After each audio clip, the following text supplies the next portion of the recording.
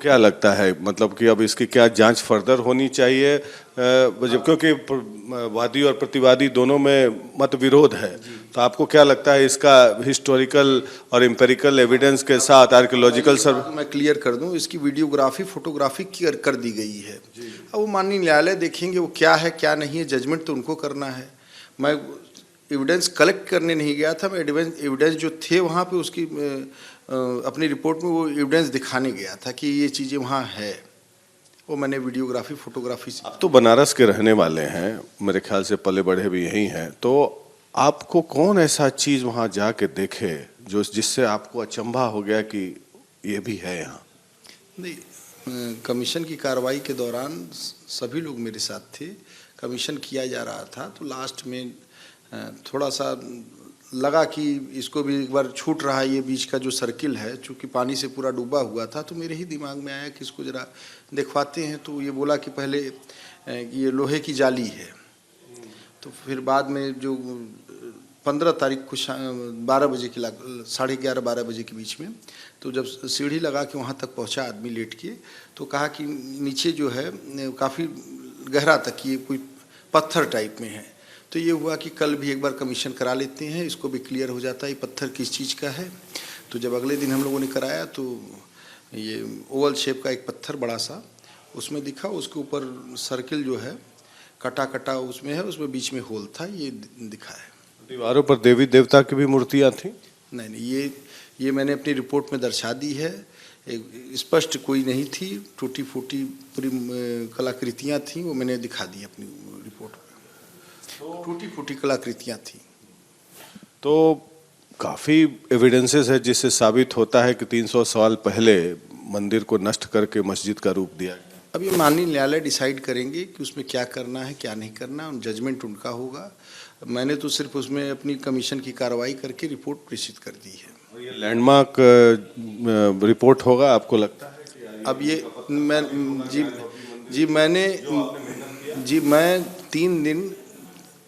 3 रात से लगातार 12-12 घंटे बैठ के मैंने ये रिपोर्ट तैयार की है। उसमें मेरा सहयोग कई लोगों ने किया है जो मेरे अपनी टीम में थे।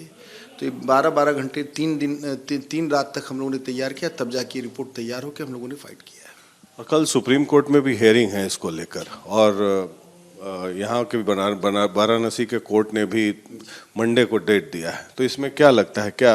अब सर्वोच्च न्यायालय का जो आदेश होगा सुप्रीम कोर्ट का वो सर्वमान्य है, एपेक्स कोर्ट है इंडिया का, और उनके एपेक्स कोर्ट का भी जो भी जजमेंट होगा वो सबको मानना होगा, वो नज़ीर होगी, रोलिंग होगी, अथॉरिटी होगी हम लोग के लिए। आपने तो नज़ीर बना दिया विशाल सिंह जी, ये तो लगता है कि जिस हिसाब से रिपोर्ट लिखा गया है उस हिसाब से तो लगता है मंदिर ही है।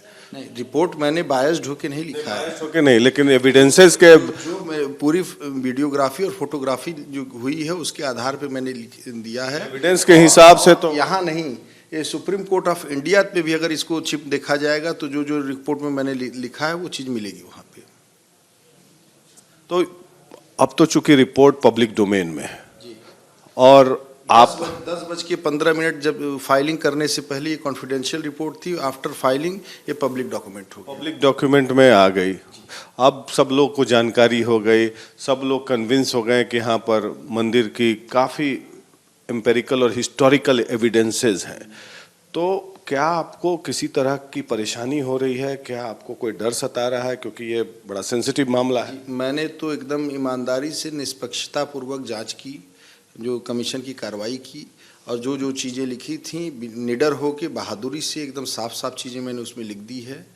अब शासन प्रशासन और सबकी जिम्मेदारी है कि इस चीज़ को सुरक्षित रखते हुए आगे की कार्रवाई की जाए। आपको क्या विशेष सुरक्षा मुहैया करा दी गई है, क्योंकि ये तो है बड़ा सेंसिटिव मामला? अब सुरक्षा की बात है तो भाई कराई गई है, लेकिन अब उसको आगे देखा जाएगा कैसे किया जाता है। आपको तो बहुत सारे फ़ोन आ रहे होंगे बहुत जगह से इस तरह का लैंडमार्क रिपोर्ट लिखने के लिए। जी आ रहे हैं, लेकिन लैंडमार्क है कि नहीं ये तो माननीय न्यायालय डिसाइड करेंगे। बहुत दिनों से विवाद का मुद्दा बना।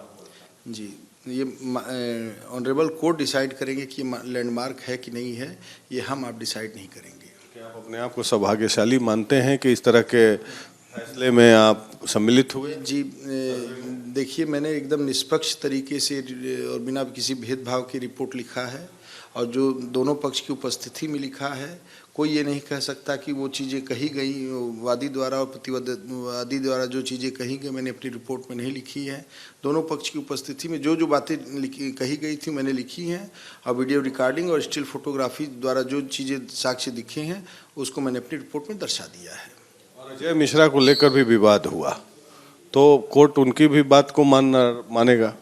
ये विवाद कुछ नहीं था। 14 से 16 तक की जो कार्रवाई थी उसमें इस कमीशन का, चूँकि इसमें काफ़ी सरकार का भी काफ़ी सहयोग था ये कराने में, क्योंकि काफ़ी फोर्सेस वगैरह लगी हुई थी, तो इसकी विश्वसनीयता भंग न हो, और इसीलिए ये कार्रवाई जो है माननीय न्यायालय ने आदेश पारित किया, और निष्पक्ष व बिना किसी भेदभाव किए ये कमीशन की कार्रवाई पूरी की गई है। तो आप क्या, कोई आखिरी सवाल, क्या कोई विशेष सुरक्षा आपको चाहिए? आपको क्या अभी तो, अब तो खतरे के निशाने पे है? नहीं, अभी तो ऐसा नहीं है। अगर आगे होता है तो भाई ये शासन प्रशासन की जिम्मेदारी है कि सुरक्षा दी जाए।